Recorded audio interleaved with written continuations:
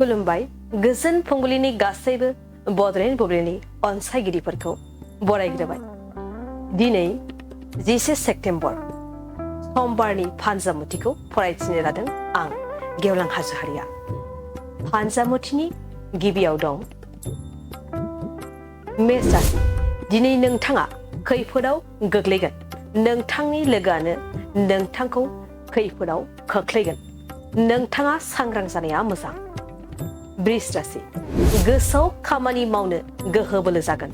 दिनै नोंथाङा जा खामानि मावनो लायो जाफुंसारनायनि मिजिं दं। मिथुन राशि। नोंथाङा दिनै बेफार फालांगियाव मुलाम्फा जानाय नङा। नोंथाङा दिनै खामानि मावनायफोराव जाफुंसारनाय नङा। कर्कट राशि। साननाय हनायफोरा बांद्राय जागोन।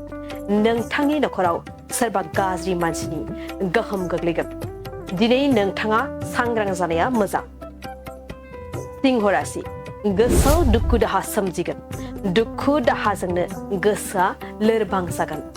खामानि दामानि मावनो गोसो जानाय नङा। कन्या राशि। दिनै नोंथाङा जायखिजाया खामानियावनो जौगानो हागोन। गोसोआव जा हास्थायो बेखौनो मोननो हागोन। आनजाद होदोंब्ला नोंथाङा दिनै मोजां फिथाइ मोनगोन। तुला राशि। नोंथांनि दिनैनि साना मोजां जागोन। खामानिफोरखौ मावफुंजोबनो हागोन। बिजनेसफोर मावोब्ला बिजनेसाव जौगानो हागोन। वृश्चिक राशि। दिनै नोंथांजों सुथुरनि नोजोरा बांसिन। नोंथांनि गासैबो मावनो लानाय खामानियावनो सुथुरा हेंथा होगोन। दिनै नोंथाङा जेंनायाव गोग्लैगोन। धनु राशि। नोंथांनि नखराव दिनै गोजोन फैनाय नङा। बेफार फालांगियाव दिनै नोंथाङा मुलाम्फा जानाय नङा। दिनै नोंथाङा नखरनि धोन सम्पति खहा जागोन। मकर राशि। नोंथांनि नखराव दिनै गोजोन खुसि फैगोन। बिसि फिसायनि गेजेराव अनज्लायनाया बांसिन जागोन। बिसिनि खुसिखौ नुनानै नोंथाङा गोसोआव रंजाखांनाय फैगोन। कुम्भ राशि। दिनै नोंथाङा माबा मोनसे खामानियाव जाफुंसारनो हागौ। नखराव बिमा बिफानाव जा बियो दिनै नोंथाङा मोनफुंनो हागोन। दिनै नोंथांनि साना मोजां। मीन राशि। नोंथांनि दिनैनि साना मोजां जानाय नङा। नोंथांनि मावनो लानाय खामानिफोरा गासैबो फैमाल जागोन। लटारिफोर लायोब्ला नोंथाङा दिनै लस जागोन। दिनै सानसेनि राशि फरायथिनायाबो एसेनोसै। आसा खालामो नोंथांनि दिनैनि साना मोजाङै मोजां थांगोन। बेखौ बड'लेण्ड बुब्लि नखरनिफ्राय मिजिंथिबाय।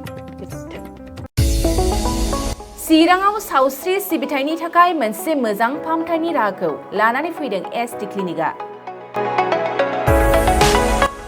आथिखालाव सुबुंनि देहायाव नुजाथिबाय थानाय डायबिटिस बेरामनि थाखाय मोजां फाहामथाय होयो एसटि क्लिनिकआ। चिरां जिल्लानि SBI काजलगाव ब्रान्चनि लांगोनायाव फसंनाय एसटि क्लिनिकआव डायबिटिस बेरामनि अनगायैबो फाहामथाय होबावगोन लिभारनि जेंना आरो माखासे सरासनस्रा बेमारफोर। बे एसटि क्लिनिकआव डायबिटिस बेरामनि फाहामथायखौ होगोन जर'खा फाहामगिरि डक्टर समित देबा। नोंथांमोना फुं आरो मोनाबिलि समावबो बे क्लिनिकआव फाहामथाय लानो हागोन। डक्टर, लेबरेटरि, मुलि, ECG सिबिथायनि खाबुफोरखौ बे एसटि क्लिनिकआव मोनजोबगोन। जुदि एसटि क्लिनिकआव रायजो राजाफ्रा गाव गावनि देहायारि जेंनाखौ फाहामथाय लानोबा नैबे मबाइल नम्बर 7002293924 एबा 9954687236 आव थोंजों मुं थिसननो हागोन।